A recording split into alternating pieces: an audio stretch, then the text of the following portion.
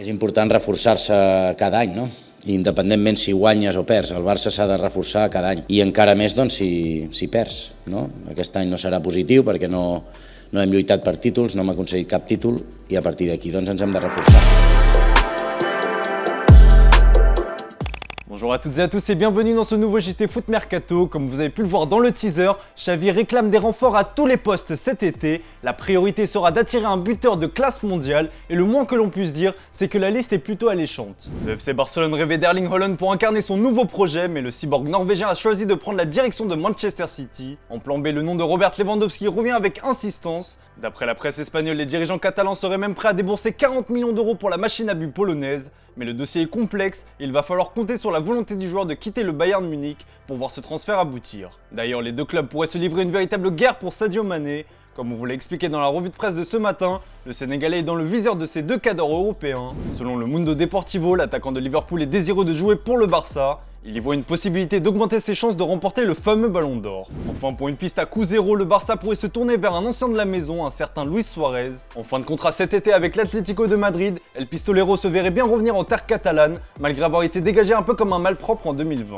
Selon El Chiringuito, l'Uruguayen serait même prêt à baisser son salaire pour permettre de renouer cette alliance. Du beau monde en somme. Priorité à l'attaque donc, mais pas que. Xavi a ciblé les secteurs défaillants du Barça cette saison et demande pas moins de 7 renforts. Au poste de gardien de but, Xavi veut un renfort pour épauler Marc-André Ter Stegen. En défense, le tacticien espagnol veut jusqu'à 2 latéraux. Ceux de Chelsea, César Azpilicueta et Marcos Alonso sont particulièrement appréciés. Au milieu de terrain, Xavi est à la recherche du nouveau Busquets. Sport révèle que le profil de Ruben Neves plaît en interne. Autre joueur cité, Martin Zubimendi de la Real Sociedad. Le nom d'Aurélien Tchouameni est aussi évoqué, mais cette piste risque d'être onéreuse et la concurrence est redoutable. Enfin, en attaque, le tacticien espagnol veut 2 joueurs avec le brésilien Rafinha et l'arrivée d'un buteur comme priorité. Bon, je vous l'accorde, ça fait quand même beaucoup de noms prestigieux et il sera bien évidemment impossible d'attirer tout ce joli monde, à moins de vendre. Et bien à ce sujet, il y a une vente qui est plutôt bien partie, c'est celle de Philippe Coutinho. Prêté à Aston Villa, le Brésilien a retrouvé des couleurs chez les Villans. Le joueur de 29 ans s'y plaît bien et aimerait rester outre-Manche. Ça tombe bien puisque le Mundo Deportivo affirme que son transfert à Aston Villa sera définitif en échange d'un chèque compris entre 15 et 20 millions d'euros.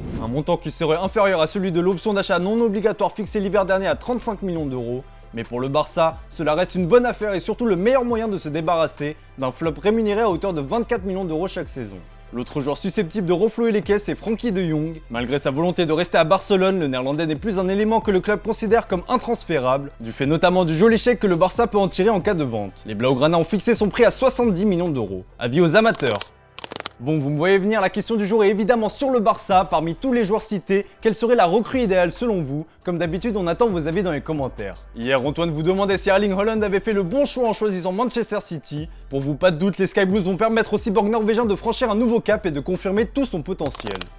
Dans le reste de l'actu, l'avenir de Mauricio Pochettino s'inscrit en pointillé au Paris Saint-Germain et il pourrait bien rebondir en Espagne cet été. Alors oui, le PSG a glané son 10e titre de champion de France sous les ordres de Mauricio Pochettino, mais l'Argentin, comme ses prédécesseurs, a failli en Ligue des Champions. Si cet échec pèse évidemment à l'heure de faire le bilan, le jeu proposé par ces hommes et sa gestion des jeunes fait beaucoup débat. Un départ de Pochettino se profile donc cet été. Dans le viseur de Manchester United, ces derniers ont finalement choisi Erik ten Hag, mais son profil plaît toujours, surtout en Espagne. El Correo confirme que l'Athletic Bilbao a pris contact avec l'entourage du coach parisien. Le journal basque révèle que Ricardo Barcala, président du port de Bilbao et candidat à la présidence de l'Athletic, s'est rendu récemment à Paris pour le rencontrer. Mauricio Pochettino pourrait alors suivre un destin similaire à celui d'Unai Emery qui a pris la tête de Villarreal après des résultats décevants au PSG puis à Arsenal.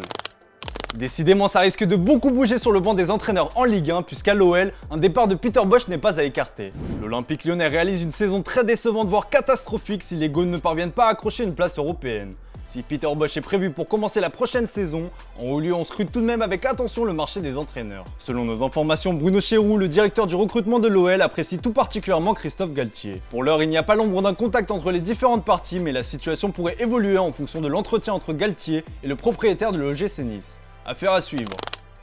C'était l'un des transferts les plus attendus du prochain mercato estival et la nouvelle vient d'être officialisée. Erling Haaland sera un joueur de Manchester City la saison prochaine. Dans une lutte sans merci avec les plus grands clubs du continent, Manchester City a réussi à convaincre celui qui est appelé à dominer la planète football dans les prochaines années aux côtés de Kylian Mbappé. Par le biais d'un communiqué, les Sky Blues ont confirmé avoir conclu un accord de principe avec le Borussia Dortmund pour le transfert de l'attaquant Erling Haaland au 1er juillet 2022. La formation entraînée par Pep Guardiola a dû débourser 75 millions d'euros, soit le montant de sa clause libératoire. Le joueur de 21 ans quitte donc le Borussia Dortmund qu'il avait rejoint à l'hiver 2020. En 85 apparitions sous le maillot des marsupiaux, il a inscrit la bagatelle de 88 buts. C'est donc un nouveau challenge d'envergure qui s'offre au phénomène norvégien.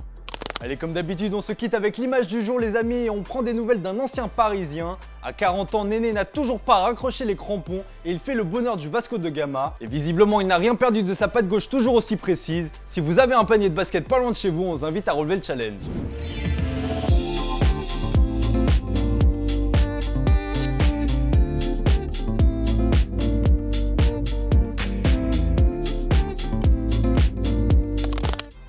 Voilà, c'est tout pour aujourd'hui. Merci pour votre fidélité. Bonne soirée à vous. On se retrouve dès demain pour un nouveau JT Foot Mercato.